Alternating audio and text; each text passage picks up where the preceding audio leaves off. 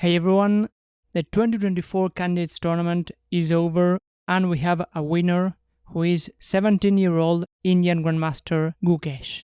He is now going to challenge current world champion Ding Liren, hoping to become the youngest world champion ever. And what I want you to get from this video is to learn some of the skills that made Gukesh the winner of this extremely hard tournament. I analyzed all of his games from the tournament, and here are a few things that we can learn from him.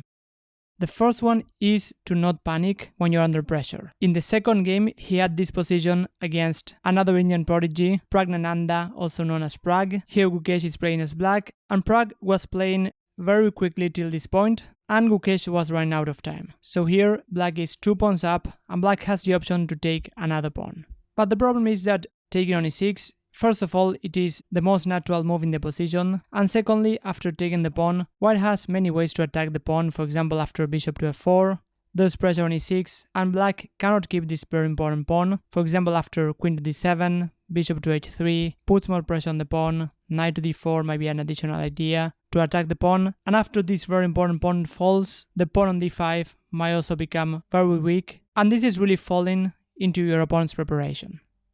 Instead, Gukesh did not panic and he just played sensible moves. First, he played the move f5. Here black is underdeveloped, so his main idea will be to bring a knight to f6 and improve his pieces. And after knight to e5, knight to f6, queen to c2, here Gukesh, he's 2 pawns up. He doesn't want to weaken his king by going g6. He went c6, overprotecting the pawn on d5, and after queen takes and queen to e8, his idea would be to bring a bishop to c8, after knight to f7, bishop to c8. He's slowly building some pressure against the pawn on e6, knight to b7 might come, planning to go either knight to d6 or knight to d8.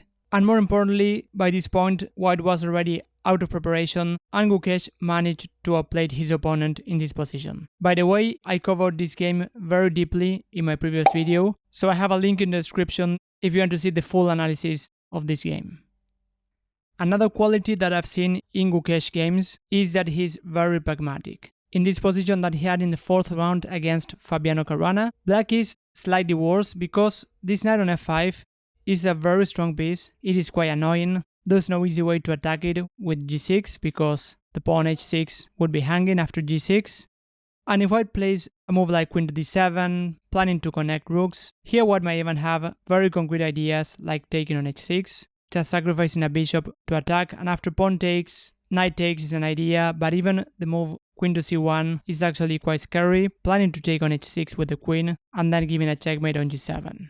So this position might look like very dull, equal, but it is actually already becoming quite dangerous for black. That's why Gukesh decided to play the move knight to e7, which is actually even the best move in the position, just giving a pawn in order to trade this very important piece on f5. So here Caruana took on e5, and after knight takes and pawn takes, now Gukesh is planning to trade as many pawns as possible. Here he went c5, and after bishop to f4, he took on a4, planning to trade pawns. Here white continued with knight to c6, and after queen to d7, rook takes and rook takes, Caruana took on a7. Here taking on a7 was possible, but bishop to e3 is a bit annoying, pinning this pawn on c5.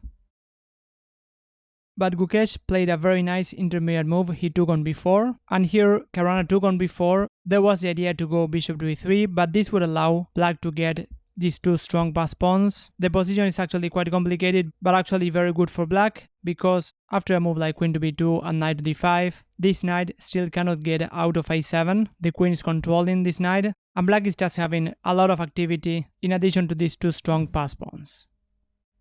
Instead in the game, after c takes b4, here taking on a7 was possible. Gukesh played queen to d4, attacking the rook and the bishop, and after queen to c1, queen takes. Here Gukesh managed to trade a lot of pawns, and after rook takes, queen to b7, queen to d2, knight to d5, bishop to g3 and f6. Black's position is very solid. There's some pressure on b4, and this extra pawn is actually not counting a lot because we have 4 pawns against 3 on the king side, and this extra pawn is a double pawn, so Gukesh managed to draw the game quite comfortably.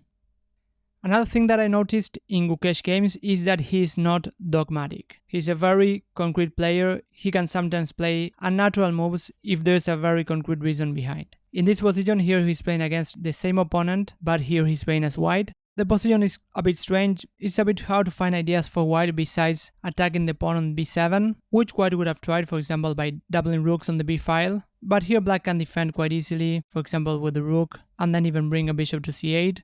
And now black might actually have his own plans, for example going rook to g7 and then try to open the g file, or even try to go h4. So Gukesh didn't want to wait for that, and here he took on g5.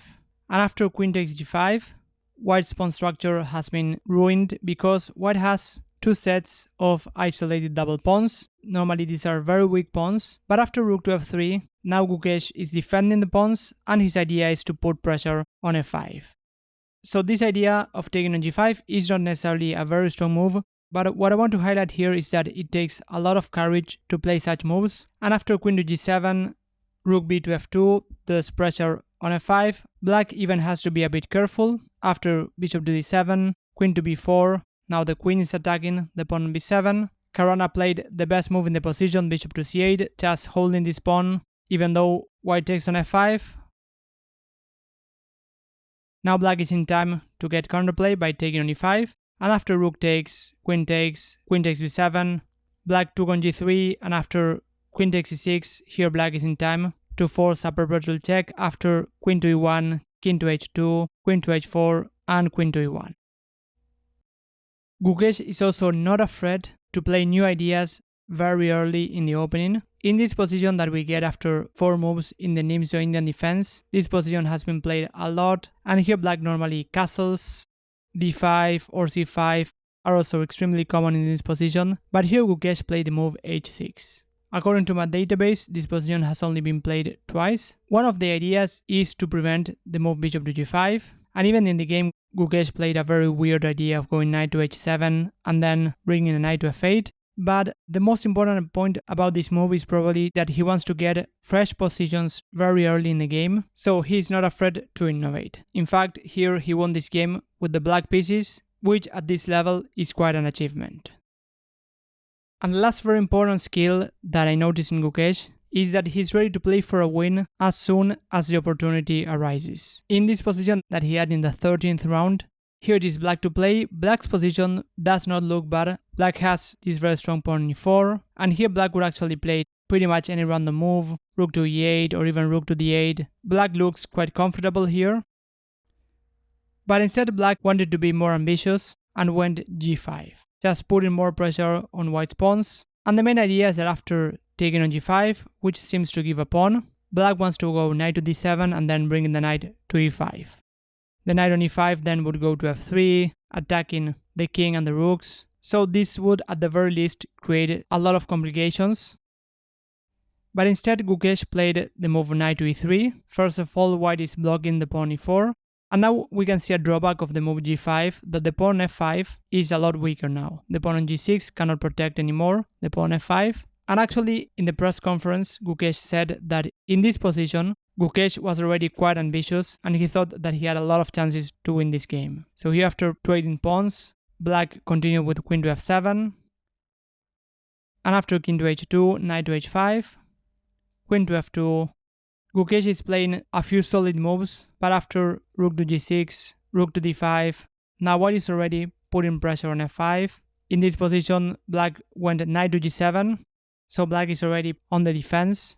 If black goes rook to f6, then we get a similar idea. White will double rooks, plan to play rook to d7, attacking black's pieces. And after knight to g7, rook e to d1, even though this position might be objectively holdable for black, white is already taking over, creating threats in the position, and Gukesh slowly but surely outplayed his opponent. So this was a fantastic tournament by Gukesh, and hope that you can use some of the ideas that he used in this tournament in your games.